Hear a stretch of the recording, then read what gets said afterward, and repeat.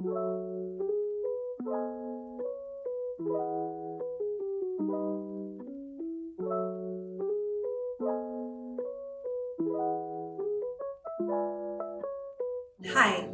today I'm making a Thandai Concentrate following Kanika's recipe on Kitchen Postcards. Thandai, as many of you may know, is a refreshing summer drink popular around the time of the festival of Holi. Made with nuts, seed and aromatic spices, it has a lovely soothing effect, especially needed during hot summer days.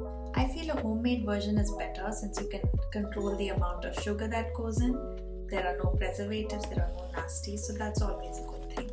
Before I go ahead, please give this video a like and subscribe to our YouTube channel. Kanika's recipe is that of a concentrate, something that you can store in your fridge for a month. That is if you don't finish it before that. I highly doubt that will happen.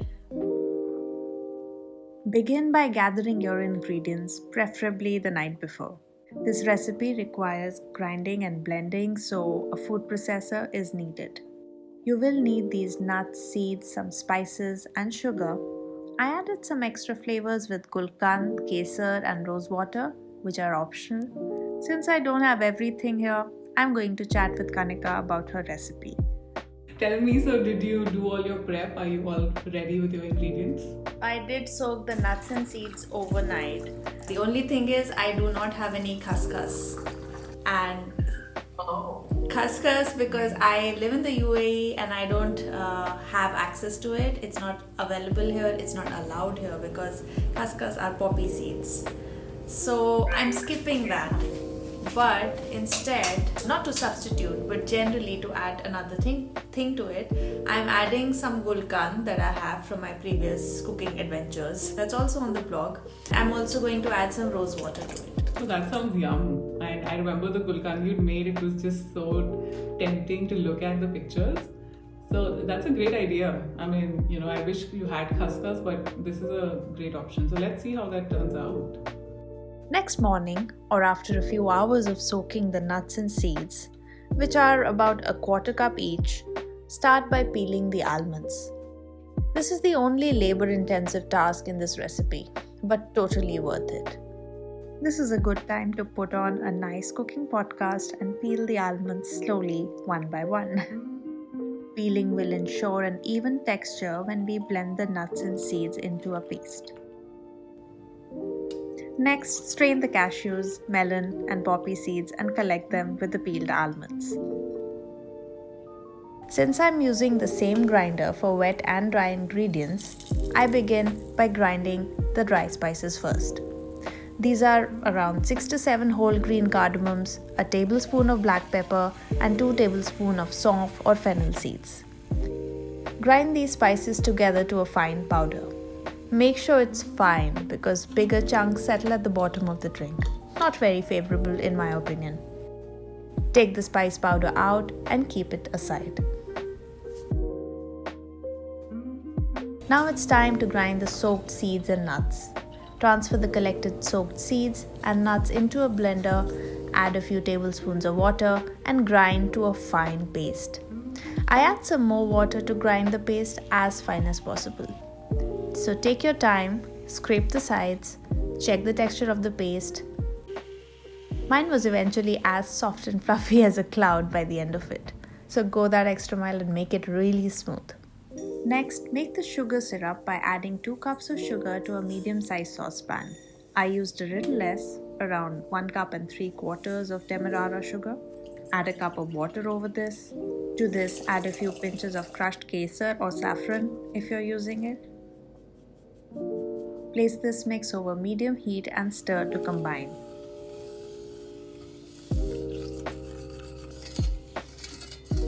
Wait till most of the sugar is dissolved, and when just a bit is left at the bottom, add the ground nut and seed paste. Mix it all well. A whisk really helps here.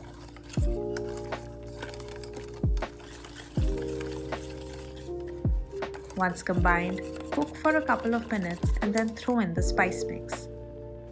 Stir it all well to incorporate. Let this come to a gentle boil and continue to stir this concentrate for 2 to 3 minutes.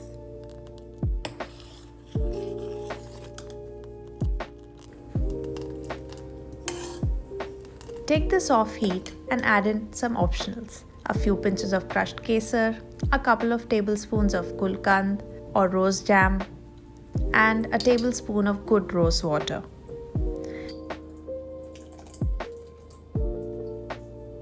Mix it all and let this concentrate cool. I learned it from my aunt who was visiting us once in the summers in Hyderabad.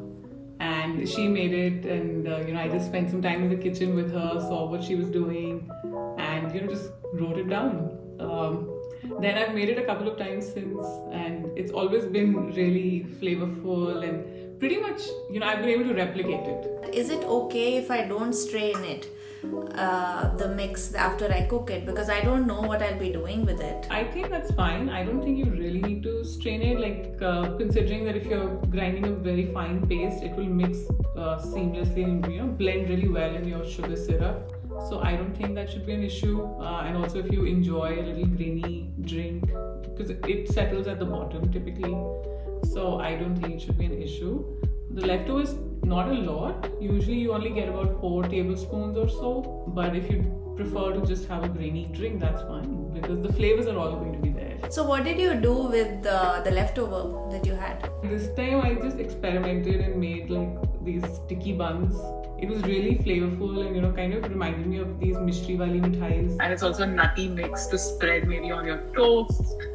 Or I think there are possibilities with it. Since I did not add khaskhas or poppy seeds to this recipe, and the nut paste that I ground was fine enough, I chose not to strain the concentrate. So it's up to you to strain or not. We have given you a few ideas of what to do with the leftover. Once cool, pour the concentrate into bottles to store in the refrigerator up to a month. To make a refreshing glass of Thandai, add 2 to 3 tablespoons of Thandai Concentrate to a glass with ice. Top up with milk or water or a mix of both according to your preference. Mix it well and optionally garnish with some rose petals. Thandai is ready to be enjoyed to cool down on a hot summer day.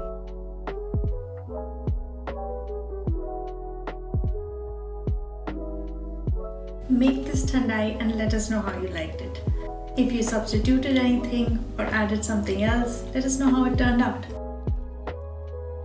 We hope you enjoyed this video, and if you did, be sure to give it a thumbs up and subscribe to our channel. And remember, there's plenty more to explore on kitchenpostcards.com. Until next time.